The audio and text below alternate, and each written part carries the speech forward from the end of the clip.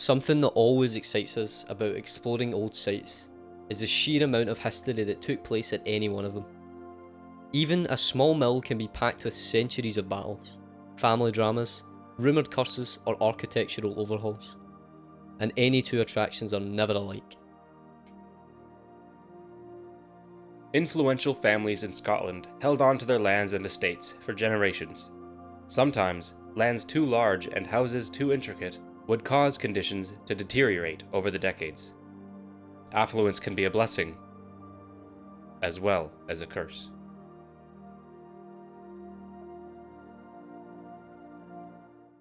Hello, and welcome to our channel. My name is Paul Matt. And I'm Clark Dockery, and we are Makeshift Media.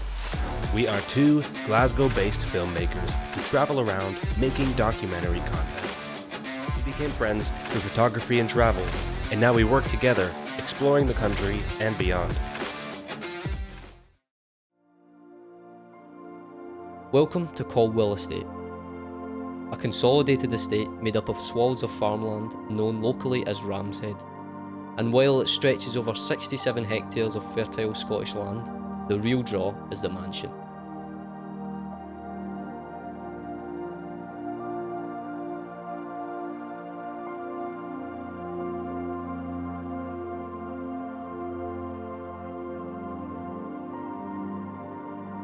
To know the story of the Caldwell Estate is to know the history of the Muir family, which lived on these lands as early as the 13th century.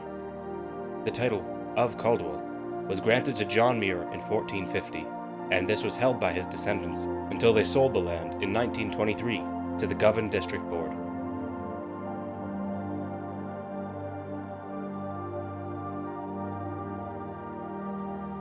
The Muir family was a powerful one through the years.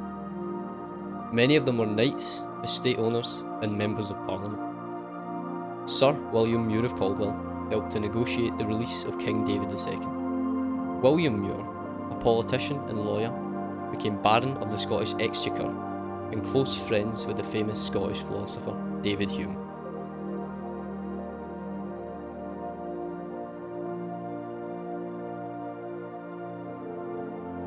This is the last remaining tower of Caldwell Castle, estimated to have been built in the 16th century. It has recently been refurbished and turned into a private home.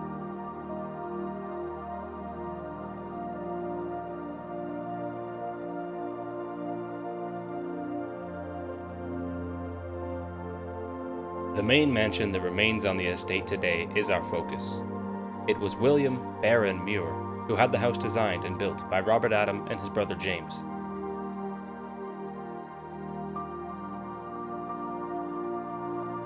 The house was built from the years 1771 to 1773. The Baron died at the house in 1776, only 3 short years after its completion. The house, however, is not the only interesting site on the lands. There is also a nursing home, as well as accommodations for the nurses, a stables, which was built in the place where the Muir's house had been before the mansion, and other smaller houses such as this one, still standing. The nursing home. Overgrown with shrubbery and littered with fallen debris, the building is not easy to access. There are 2 ramps, one on either side. However, only one is clear enough to walk on. Inside, the walls remain, but the roof has collapsed and left broken beams everywhere. A mirror remains intact inside the toilet, and a bathtub has been left in the corridor in the centre of the building.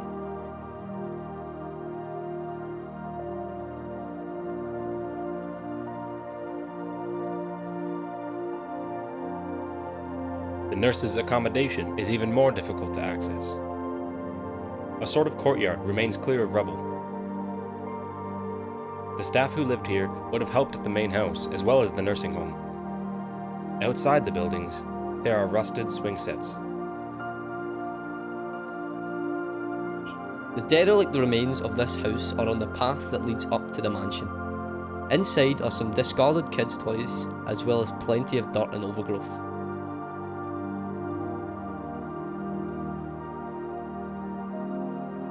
The main mansion is the most dignified building on the property.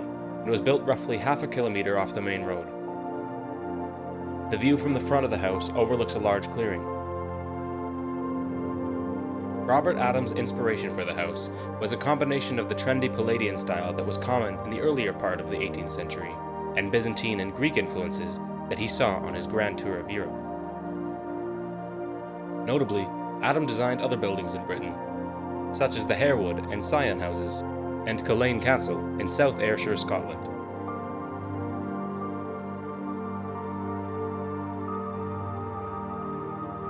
At the Caldwell House, the Bartizans, or turrets, are the last remaining of their kind on any of Adam's projects.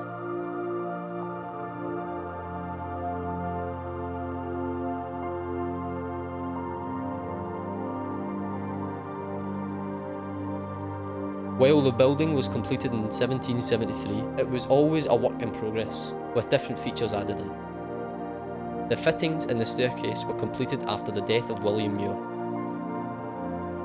and the gardens were added much later.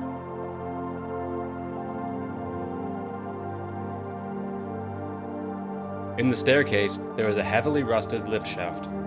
In 1927, the Govan District Board converted the mansion into an asylum for mentally ill children, and this lift was built as an accessibility feature. A fire escape was also added at this time.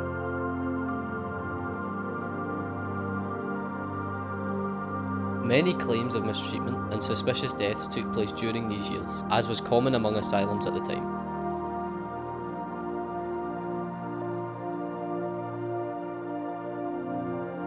This wing of the building was added next to the glass-roofed gardens to support the asylum. It was used as a garage and a laundry facility, indicated by the chimney.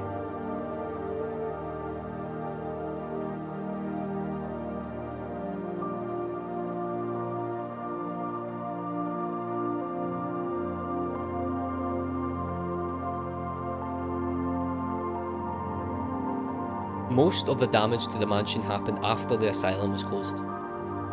The roof was destroyed in a fire in 1995, and no efforts to restore the building have taken place.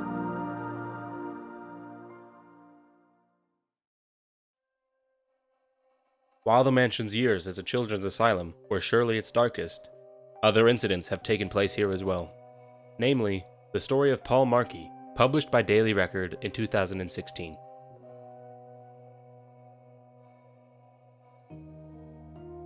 He told the jury, "They tied me up with ropes and cable ties. My wrists were covered in blood." Paul's statement details being brought into the house's pitch-black basement, tied to a pillar and assaulted before being left there alone. The two men were found not guilty, as there was insufficient evidence for a conviction.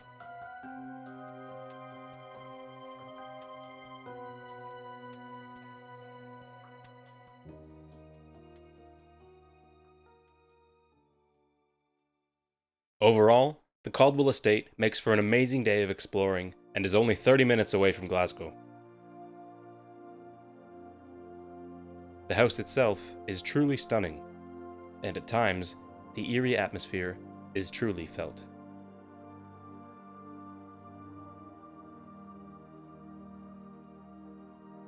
We hope you've enjoyed. Let us know what you were most surprised by. Stay tuned and be sure to subscribe to see more.